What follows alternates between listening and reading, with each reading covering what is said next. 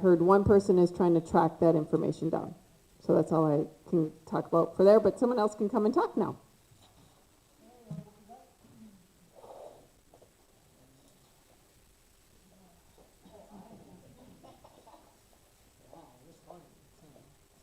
All right, well, Sarah and I had,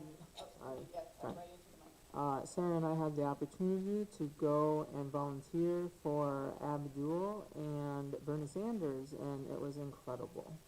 We also had the opportunity to listen to Donovan McKinney, who was the one who kind of spearheaded the money out of politics. So, and they were very actively getting the money, I mean, they were circulating there also.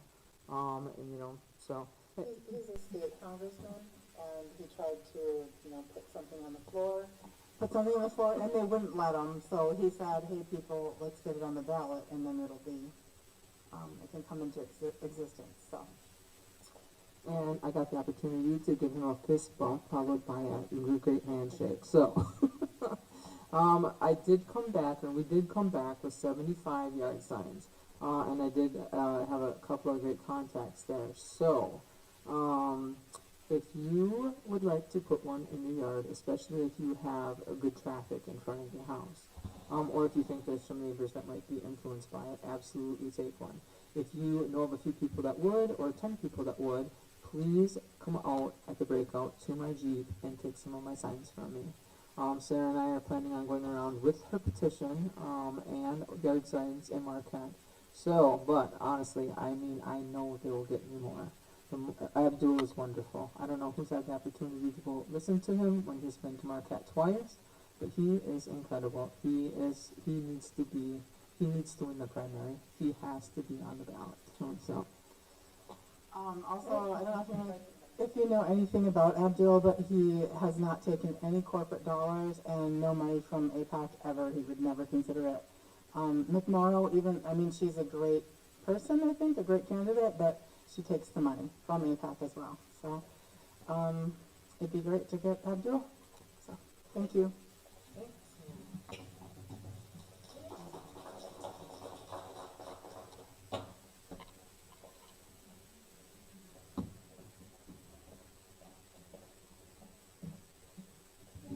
I just wanted to plug the Visibility Brigade again. We had 11 people in Marquette today, 3 in Negaunee, and a few in Ishpeming, but we need a lot more people every week. It's going to be warmer. I hope people come. 4 o'clock till 5:30. Yes, ma'am. Pardon? We are on the overpass Altamont today. Yep. Okay.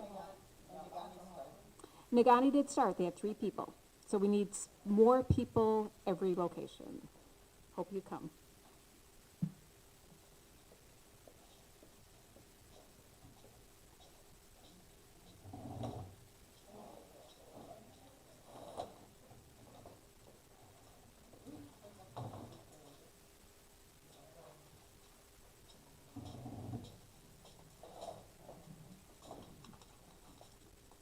Hey everybody.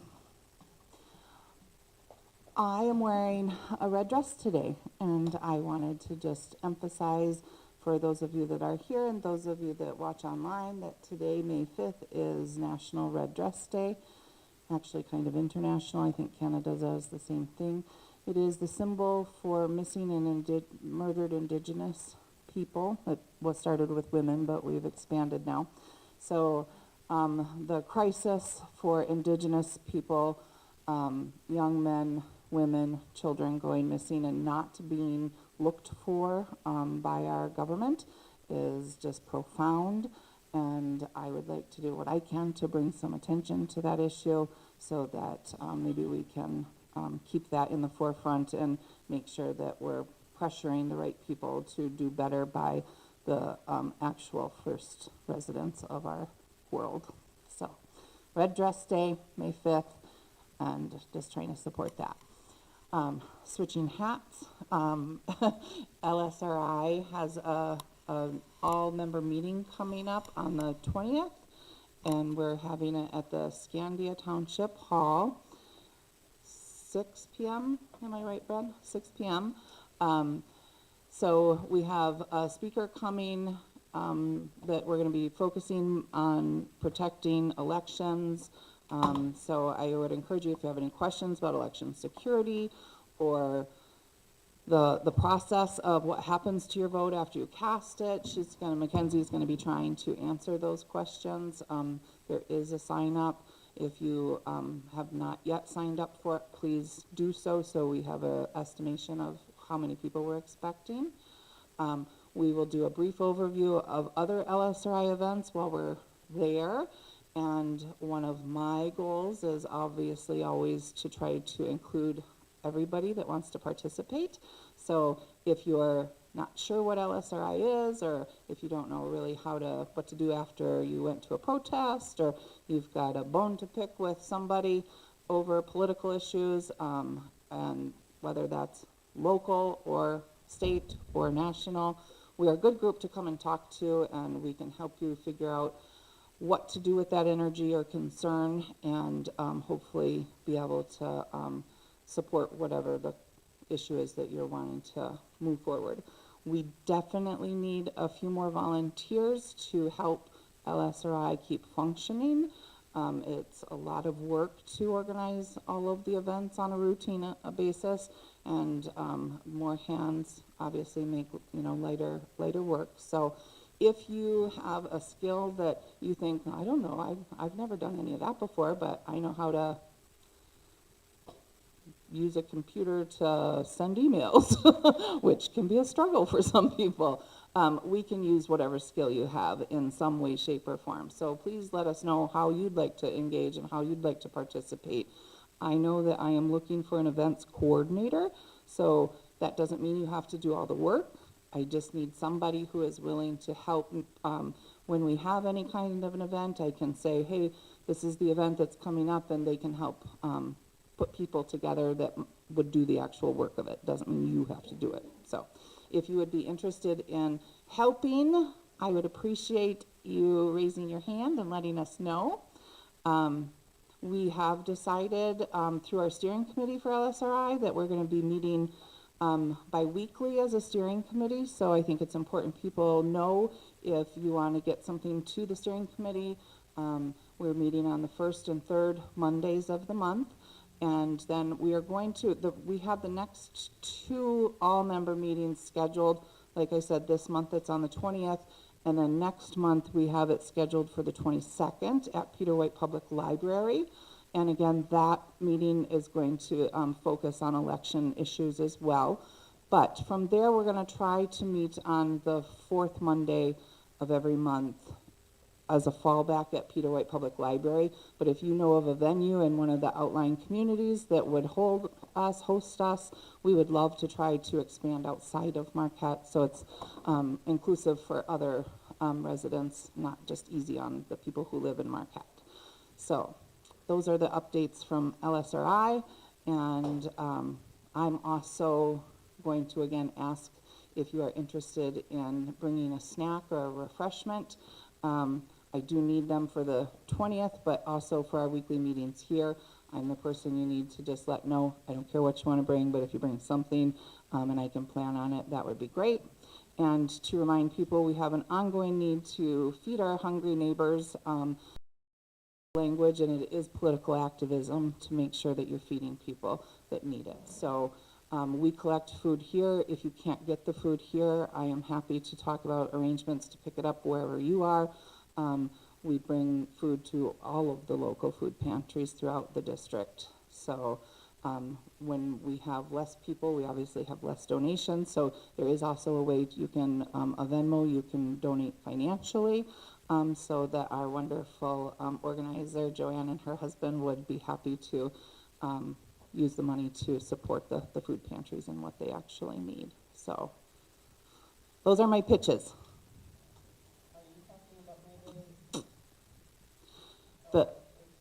I can give you a review of the May Day event last Friday that I'm going to need help with. If you don't know, I'm having some health issues, so brain scramble is real. The union, say the words for me, Brad. The partner, the Labor Federation, we partnered with. we were hoping to kind of spotlight education and teachers, but as well all unions. And we met at the Commons last Friday. We had a number of speakers that talked about everything from public education, schools, and local unions. We did a little bit of a march. I think that I was told about 100 people were present. We did have public news channels, several, as well as the Mining Journal cover the story. And we went from the Commons down to 7th Street and back around. We had lots and lots of horn hunkers in a positive way.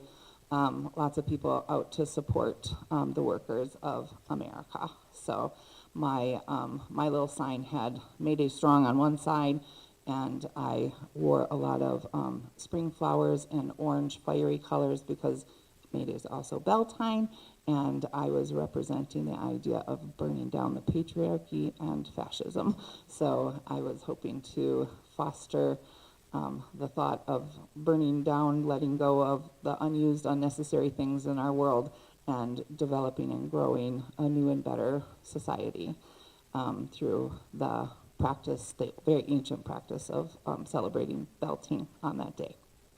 So, what else? What else do I got to cover? Okay. Bob? You want to talk? You don't have a question for me? Oh, yes, please do. We love it when you talk.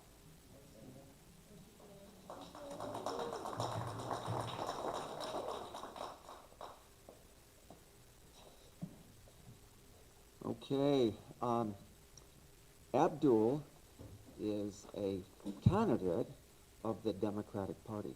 Keep that in mind, because this year the Michigan Democratic Party and the Marquette County Democratic Party are the party of change and the party of opposition and resistance.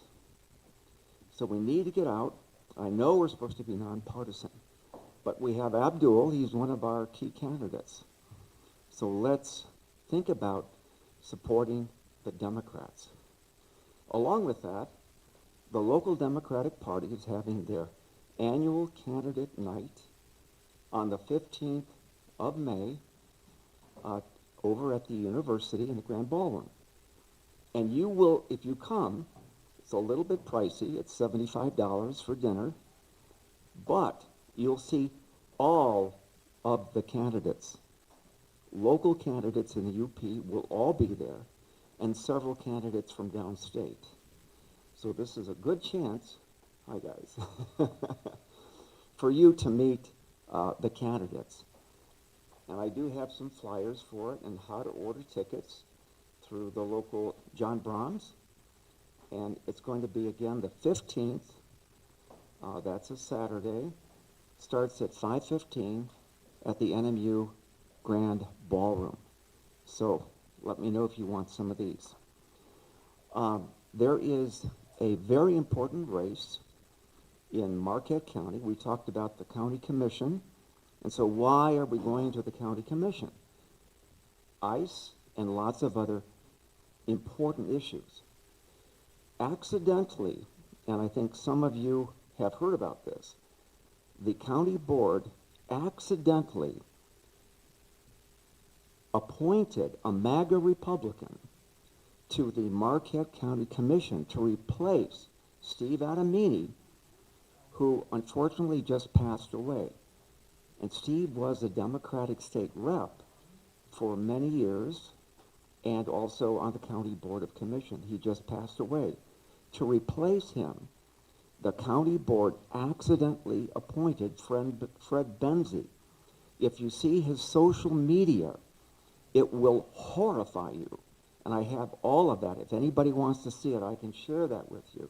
Horrible things like talking against Obamacare, talking against immigrants in a real nasty, arrogant way, and against trans and you know, our LGBT community. Really bad things. So this guy is running for the county commission, which is mostly in Marquette Township, which is usually in the Democratic area. Unfortunately, Mr. Benzie is running as a Democrat. He's running as a Democrat because you have to be a Democrat to get elected in Marquette Township, because it's about 58% Democratic. Luckily, we have two authentic Democratic candidates.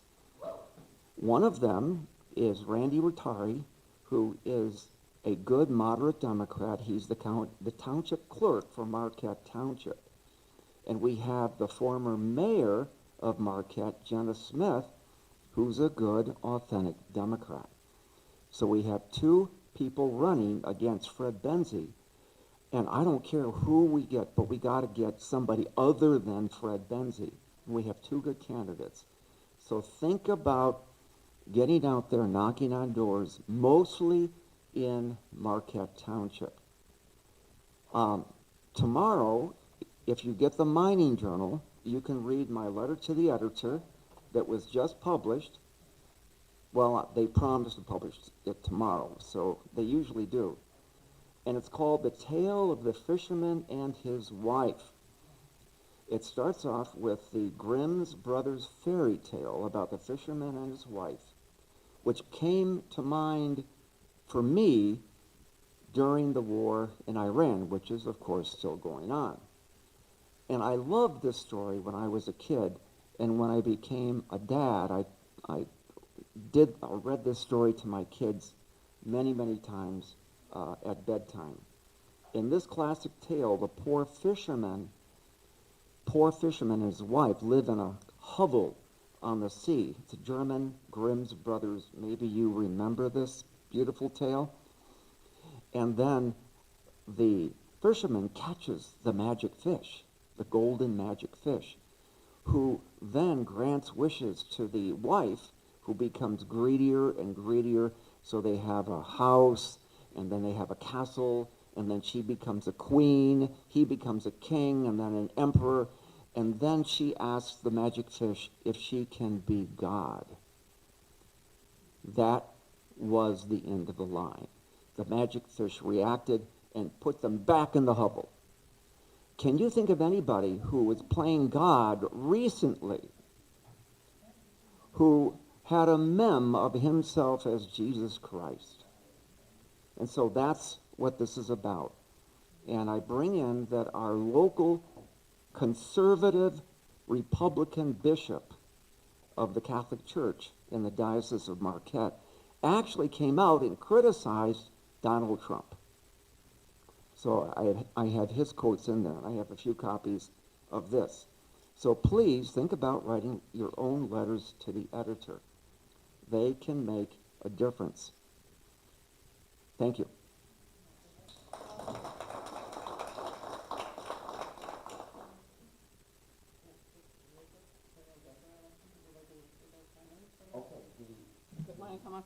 I asked some clarifying questions about the election of that, because that's my section. The Democratic primary, which is August. So we have 3 Democratic candidates running for the county commission in the area of Marquette Township, just west of here. And even though you don't live in that township, doesn't mean you can't knock on doors, make telephone calls, contribute to either Randy Rotari or Jenna Smith. And I tried to invite both of them to come to one of our meetings, Jenna Smith and Randy Rotari. So it's August, the first Tuesday of August is the Democratic primary. There's also one other county commission seat. Thank you. Cynthia's like, come on, Polly, you can get that word out, sure. Seat up, and that's the one that was, I believe, DePietro's seat, and that was filled temporarily. I know Cody Mayer is running, and is that for that seat? It's for, okay. And I also know Jenna is going to come. I saw her tonight at a different event, and she's going to reach out and schedule a time to come. So if you live in the city of Marquette, We also have a contested election in the Democratic primary between Carl Newmanen, who got appointed by the same three guys who appointed Fred Bedzing, and we have Cody Mayer. They're both authentic Democrats, but Cody Mayer is a lot more authentic. I can tell you, I have some bad stories about one of the candidates that I'm not going to tell, but I can't. I'm going to go back a moment because we talked about May 20th being Promote the Vote here or in Scandia. Thursday, May 21st, Promote the Vote will be at Elder County Indivisible at the Munising Township Hall, too. So for those of you online or where if maybe you can't make it on the 20th here, but the 21st you could, there is one there. There are, I think, 5 total that Mackenzie's doing. So throughout the UP. Newberry, I just don't have those dates, sorry.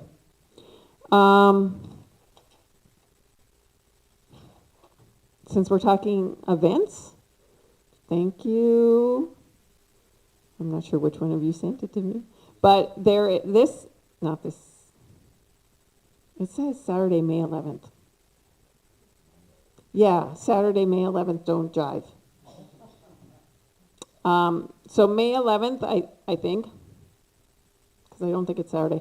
Anyway, there is a Habitat for Humanity bingo fundraiser at the Mather in Ishpeming. So I'm sure if you Google that. So Habitat for Humanity bingo fundraiser, May 11th. Doors open at 5:30. Bingo 6:30 to 8. For $20, you get 3 boards. You can get more boards, 3 more boards for $10. It said limited, but I'm not sure how limited you can be. So just another event where you can support. And if you've never been to this one isn't. I've led a beer bingo fundraiser before. But I'm sure at the Mather you can add the beer or the cocktail. Okay. Anyone else have info to share?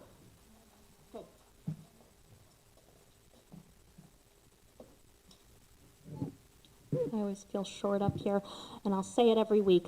Anyway, yes, Tina too. Yes. Okay. So, I have started making drafts for business cards for Yoopers Unite to pass out. I'm going to be sitting at a table. I don't care wherever I'm put. If you want to come by and first of all help me, figure out how to improve them because I'm just one person. And then the other thing is that I'm going to try to get a total for the cost of them, and if anybody wants to donate a little bit, that'd be appreciated. It shouldn't be too much. I think it's like $300 for 30 at Walmart, but if anyone knows anywhere local or cheaper or anything like that, please let me know. But yeah, no, that's pretty much it for me. Thank you. To save Paula grief, does anyone else have anything? Anything? Come on. Paula does. Wow. But thank you. Thank you, because I didn't want to come up if I was the last one.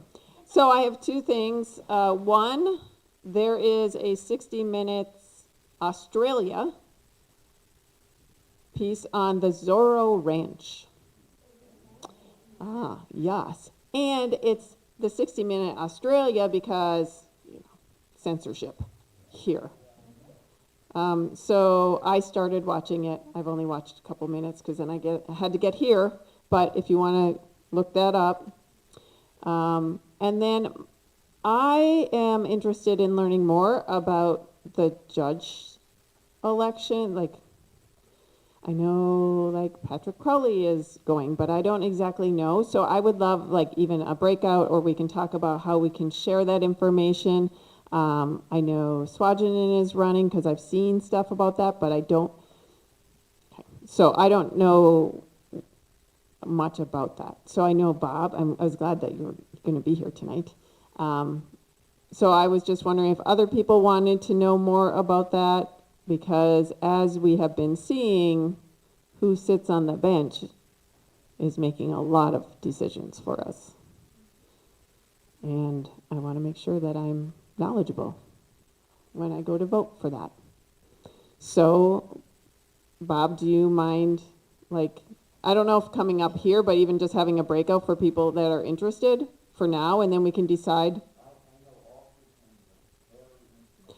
And I guess I don't necessarily want to know per se about the candidates. I want to know what court cases what kinds of cases would they be deciding? At this point, that's more. And is it just that one bench that is having an election? Okay, so do you want to come and at least speak to my questions, and then if other people have questions? Because I'll learn a little bit more about the candidates as we get closer. I don't even know how many there are.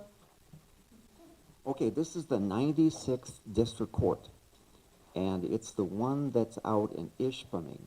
The current holder of that seat is retiring because he's over 70. And so that seat is open.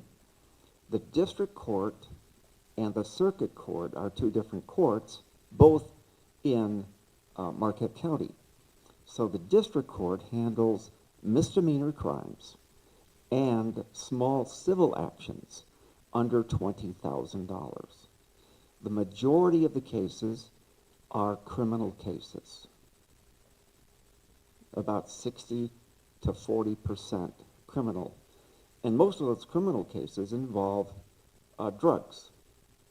So it's very important to have somebody who is going to be favoring rehabilitation rather than just throwing away the key and putting them in jail for mostly methadone and other drugs. Of course, marijuana is now legal, so it's not marijuana.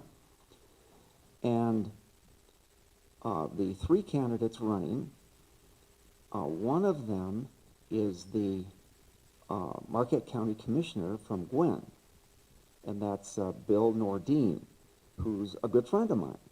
And Bill Nordine is authentic Democrat, and he is a good person. He's currently on the Marquette County Board of Commission from the Gwen area, but he was one of the guys who accidentally voted for Benzie.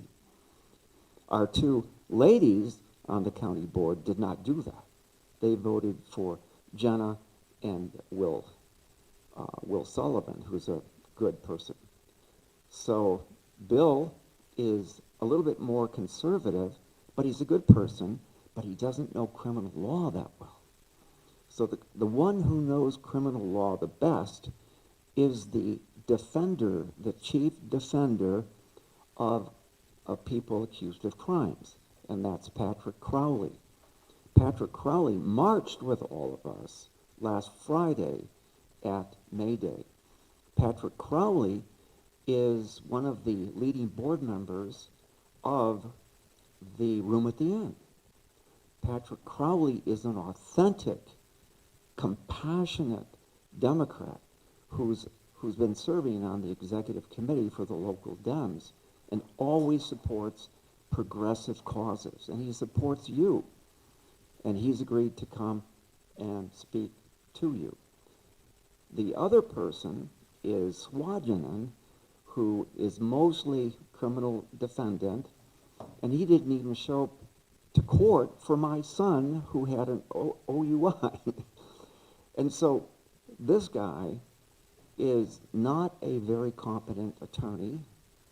This is just between us, and is out for personal aggression. And the internet, because this is recorded and stays. Uh-oh. Like, that's why I was trying to. Okay. So anyway, so it's, I hope you get a chance to meet Patrick.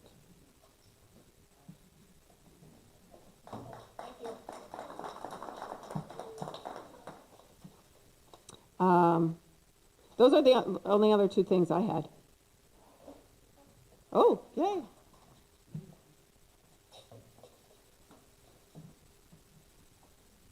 Quick update for those in the room. The county commission meeting just ended. Commissioner Benzie did make it. Yep. Yep. So they made it. They didn't say much regarding the public comment from some of the Yoopers Unite members, but we might have them trickling in shortly.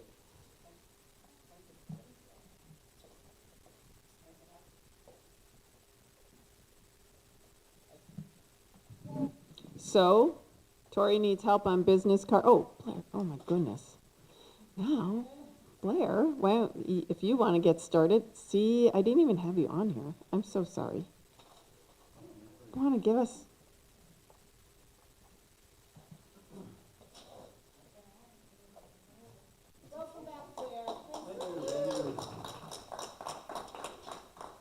Yeah, so we got lots to talk about because we saw a lot of things happen in DC that I think are pretty incredible. Let's see, first of all, I'm glad I came this Tuesday because even though I wasn't on the calendar, my son has a track meet the next Tuesday, so I wouldn't have been able to come anyway. I think this information is important because it solidifies exactly what we do here. Let's see, where do I even start? I'm going to start, first of all, with the policy pieces that we tried to and pretty successfully got them to consider. And unfortunately, I didn't bring any copies with me, but I can provide them on the Yoopers Unite page or anything. It doesn't matter. Yeah, or Paula, too. So what we're looking at right here this is a one-pager, they call it. This lists the key priorities that we're trying to get Congress to approve while we were there. And if you see on the first one, of course you can't from that far away, we have sanctions. And both the House and the Senate had their different versions of the bills. One was the Shadow Fleet Act, or Senate Resolution 2904, and that was led by Senators Risch and Shaheen. Targets Russia's secret fleet of oil tankers that dodge Western sanctions, sanctioning the ships, the ports that receive them, and the energy projects that profit. It already passed committee and is ready for a floor vote. We met with both senators, and it was great to see. That was my first time actually seeing Gary Peters in person, and we had a great interaction. Wonderful pictures, the whole 9 yards. I think I put them up on the Yoopers Unite Facebook page. Basically, the 72 images or whatever that I shared there. So if you want to look at it to see what it looked like, because I think that's just as important as talking about them here.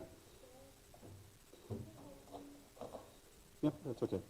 So anyway, that was on the Senate side. On the House side, it was a Peace Through Strength Act. And this is key because when it comes to the executive branch and the legislative branch, of course, sanctions are supposed to be done through the legislative branch, as we all know.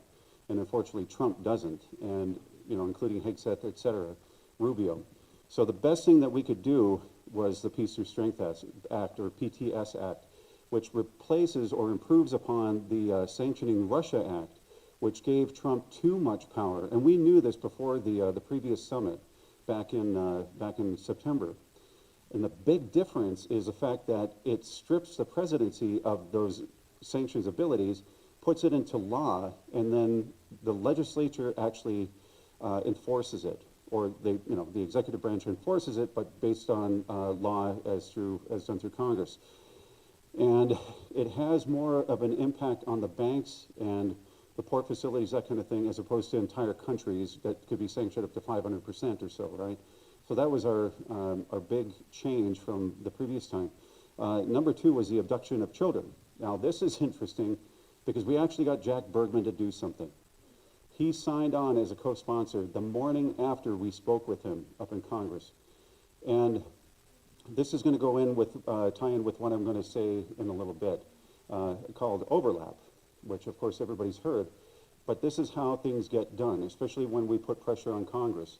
And I'm sure that Jen Hill would agree with this, because if a legislator is trying to get something passed, but they don't necessarily have the people backing it up, or they don't have the right people in power or whatever mentioning it, or influencers, that kind of thing, actually supporting it, then that legislation can die very easily because it doesn't have that kind of popular support. So we have overlap. we are able to get things done because we put pressure on Jack Bergman from within our district. And it was by some of the things that I passed around on behalf of the American Coalition for Ukraine, which sets up the Ukraine Action Summits, right? But that I passed for people to, you know, basically do the cut and paste email kind of thing. You know, you put your name to it and it gets sent off. Those are actually impactful. And the fact that Jack Bergman himself did change with that, along with our advocacy up on the Hill, meant that things were going to get done. And it was surprising because he was the first one that set up his meeting with us, and he was the first one to actually co-sponsor it after all the 15 legislators that we met with from the House and the Senate from Michigan. So that was the abduction of children one, and of course it should be a gimme. That one meant that we demanded that the Ukrainian children be returned to their families and their countries as a precondition before any peace treaty could ever be signed.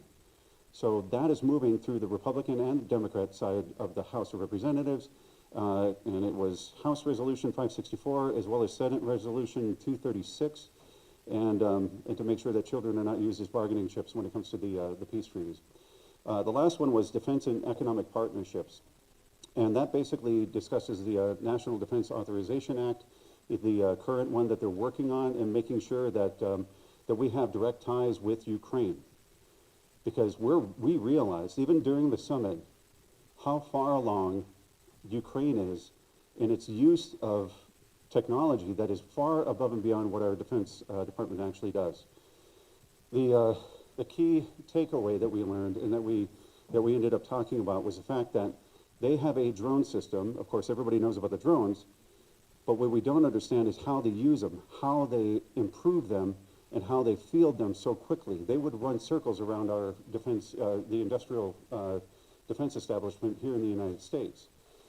This is where we are learning from them. It's not big money going towards something big. And even as Congressman from Colorado, Jason Crow, had mentioned during a meeting afterward on a film screening, he said that for us to get something done, even during wartime, and I noticed this with the Iraq War, especially as we were getting like counter IED technology to the field, you have to test it and prove it and all these other things. You have to, you know, budget it, and you have to, you know, basically then send it out to the field. You have to get somebody to actually make it and send it out. By that time, it's already, or can't think of the term, but basically by the time it gets there, it's obsolete. And so these are things that we realize the Ukrainians are doing, where they can literally find, like, say there's a unit of Russian soldiers, and there's a reason why I'm saying all this stuff, because it's not just military, it's about, you know, the NDAA. They were able to say they needed a new fuse on their drones. So they would send that information back to just behind the front. And they literally had, like, moms and pops and stuff in their homes, 3D printing parts that they needed to develop a new fuse, and within 3 hours, they were able to get that new fuse to the field so they could use it against a formation of Russian soldiers in a given environment. That's something that we can only dream of. And then they do that through their whole, like, internet system. You can get married, for example, within 30 minutes. From application to actually processing the marriage online in Ukraine. So they're literally running circles around us. So we have to have that NDAA. And again, it bypasses everything that Trump is trying to do, which is stall all the weapons and material that Ukraine needs to defend itself on the front, which also changed while we were there, because $400 million that the Department of Defense had held up under Hegseth suddenly got released because we were on the Hill, and on top of that, the Congress members were calling them saying, where the hell is that $400 million worth of equipment? Within a day, it was released. And now I understand it's being funneled to the front lines very quickly. The Ukrainians have acknowledged it. It's helping them in their fight. So those three major things were the things that we addressed. But we also, because everything that's happening economically here, and this is a bit of an insight into everything that's going on there, we were faced with where normally on a given busy week, there might be 50 fly-ins, what they call. And that's where like a whole bunch of advocacy and lobbying and all kinds of groups suddenly descend on Washington because, you know, they need something done. We were facing 100.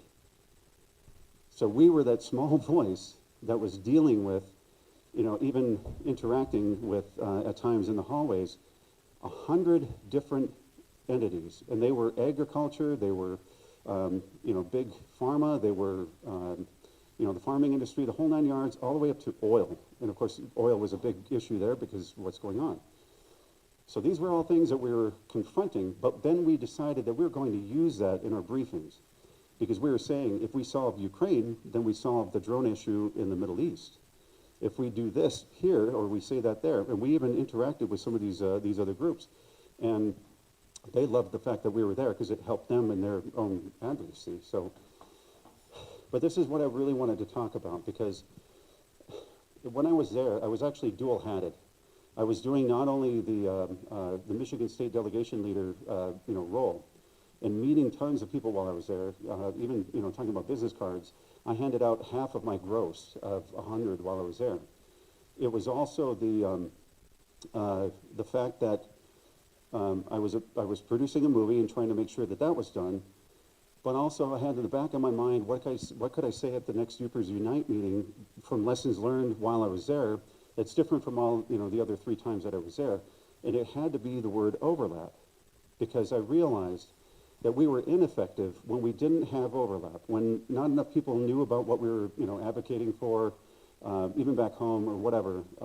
But also that all these cross-cutting issues, they all are connected. And that was kind of the beautiful epiphany that I had, was we're not just advocating for Ukraine.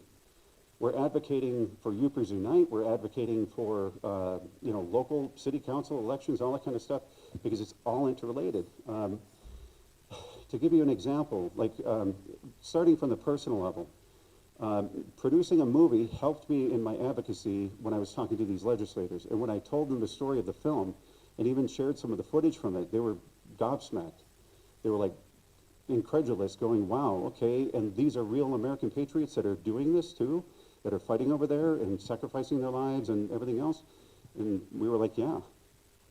So that was overlapping just within me, but then overlapping also with teams, because as you guys will know, we develop a team, and especially Nadia is amazing at bringing together disparate people to talk about one subject. And that is, you know, we had somebody that was familiar with agriculture. We had somebody that was familiar with human rights or social services or, you know, military like me, or foreign policy. And we had some policy wonks that were there with us as well. And we're all advocating together. We knew exactly who we were speaking with, or whom. We also knew that when somebody needed to speak more and when somebody needed to speak less, or not at all. And that's how we were effective with each and every one of these legislators. Even with, for example, we had, if I can remember the list of names, and we have, here's all the members of Congress.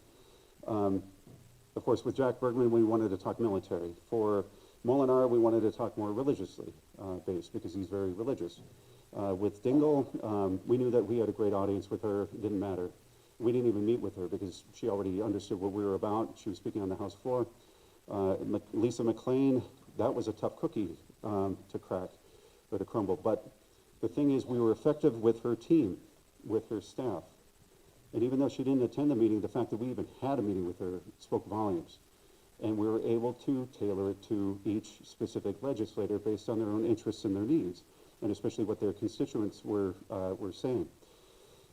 And of course, Shri Tanadar, let's see, we even got non-unions with John James, and that's a story in and of itself, so I'll make it quick. We weren't supposed to meet with him. Catherine Peterson, who was one of the higher-ups in the American Coalition for Ukraine, had an elevator speech kind of meeting with him. And she had her whole entire delegation from another state that actually spoke with him on the elevator going up. And unfortunately, he considered that to be a meeting. So when Nadia tried to schedule it with him, and even was almost forced by this Catherine to say, hey, we also met with you in the elevator, he said, don't even do a drop-in. He said, that's considered a meeting already. I met with your coalition. So what did we do? We brought out the old 95-year-old father of Nadia, Vytautas Pekauskas, with his VFW hat and his cute little smile and his wheelchair and everything else, and we wheeled him past his office. And this other group, I'm sure it was a lobbying group, I think it was Big Oil, that came out of there. And as soon as they saw Papa, suddenly they were talking to Papa and everything, and there was this big, huge interchange between us and them. And then they wanted their pictures taken with him. And then John James came out of the office, and he was like, oh, okay. Next thing we knew, he bolted into his office. And Nadia was left there in the hallway going, what did I do? And then he comes out with his VFW hat. So then they were both posing together with the VFW hat. And then Nadia, in her infinite wisdom, suddenly put her foot in the door, and in they went for 35 minutes for a meeting that wasn't even scheduled. Go Nadia! And of course, and then we were almost late to Lisa McLean's office right afterwards. But that shows you the power of advocacy, and especially when we have, we're not just an advocacy group. We have a lot of people, behind the scenes that are sending in those emails and other things. It makes it not only does it appear, it actually is where people are concerned within the district that we can get an audience with them. And we met with a lot of people, a lot of those legislators that we didn't even have a constituent for. So that's why it's so important to have that kind of overlap. Now, when I talk about, so we have the personal, the team level advocacy, and then of course, some external stuff. It gets back to everything that we do here because, we have people that are concerned about the local elections, the judges, the whole 9 yards. We had that election today up here in Marquette and across different counties in the UP and downstate. That's important to get out and vote. It's important to be seen and heard in public, to get the t-shirts made up, the hoodies, everything, and display that out there and let people know that, hey, you're advocating for them with, Joanna's and Jim's work, doing the donations and everything. That's getting our foot in certain doors. When we do that all together, we are overlapping each other. So whatever we are weak in one area, we're covering down in another or by someone else. And that's the reason why our team was so strong, because we played to each other's strengths and not our weaknesses, and that strengths-based leadership training 101 right there. And then on top of that, we were effective because we had this volume of voices coming from here that supported us or didn't support certain things or whatever that we would be against as well. So that is the advocacy side. The movie side was amazing because I met, people were jumping on board to help out. There's a woman that writes for a Newsweek that wanted to actually help us with the writing for the film. There are Ken Harbaugh from the Midas Touch Network. I met him during a screening at the Capitol Hill Visitor Center, and he loved what we were doing so much that he gave me his personal cell phone number. I sent him the sizzle reel, and within minutes, he was like just bombarding me with text after text after text. And if you see him, he's a retired or a former naval aviator, and he does work for Midas Touch Network now. And next thing you know, he's talking about funding lines. Hey, can I help you with funding? I'm going to go to Ukraine. Can I help film you guys while you're there? And I'm like, no, we can film you because you're a veteran too, and you're helping out Ukraine in a different way. And suddenly you have this overlapping relationship. So everything came together while I was there. I got to even shake the hand of Oksana Markarova because she was the former ambassador. She was the one that put her hand to her face during the Trump meeting, if you remember. She came up to me and recognized me and shook my hand as we were getting ready to leave after she did a panel. That's how impactful this whole thing was. And of course, we got to listen to the new Ukrainian ambassador, Stepanishin, or whatever her name is, I can't remember. But we got to hear her speak, and of course, she sang our praises as Americans and everything else, and thanked us for all the work we were doing. And we had about 700 delegates from all 50 states, as well as Puerto Rico, that were there. And like I said, people were coming out of the woodwork to help us with their film, to see how they could possibly interact with us, et cetera. Adam Kinzinger is already on board. We're just setting up an interview time with him. We have tons of people from both sides of the aisle that are helping us with this film. So, as I said while I was there, Ordinary, good people doing great things together make miracles happen. And by us doing our part, then we can help with the LGBTQIA, plus community. We can help with these other things. So this advocacy that we learn up on the Hill can be spread among everybody else. Nadia would be the perfect trainer for everyone. And also we can bring these other issues up to their attention as they come along. During an election year, we understand that they're going to do some things in our favor, to curry favor, but at the same time, we have to be strong and diligent in making sure that they answer to us as we made them when we were up on Capitol Hill. So, any questions?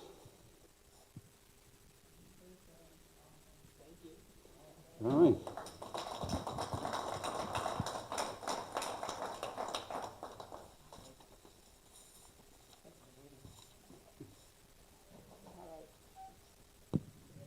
So now I think we're ready for breakout if I'm right. Okay. So Tori with the business cards. What else do we have? Oh, yep. Yep. Yard signs, Abdul information. Anyone else? I do have a petition for a nominating petition for a person that is running for Marquette School Board again. So if you are in the Marquette Area Schools District, I do have a petition. I can tell you about that if you come see me. And it's not me. No, my husband keeps on asking if I'm running for something. I'm like, no, absolutely not.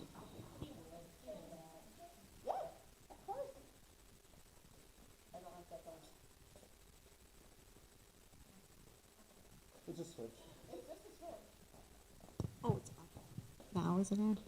So I went to the Marquette County Commission meeting, and I just want to say that I brought up a moratorium on data centers and cryptocurrency mining centers, and that I wanted them to consider that, and that there would be more discussion in the future. So I'd appreciate it if anybody and everybody also came to the Marquette County Board of Commissioners meetings and said the same thing. Thank you.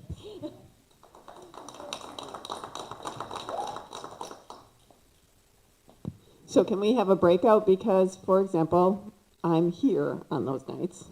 So I can't go to the county commission, but I can certainly email or call and get information. So if you want to have maybe a breakout for people so that we can kind of get some ideas, we could do that too.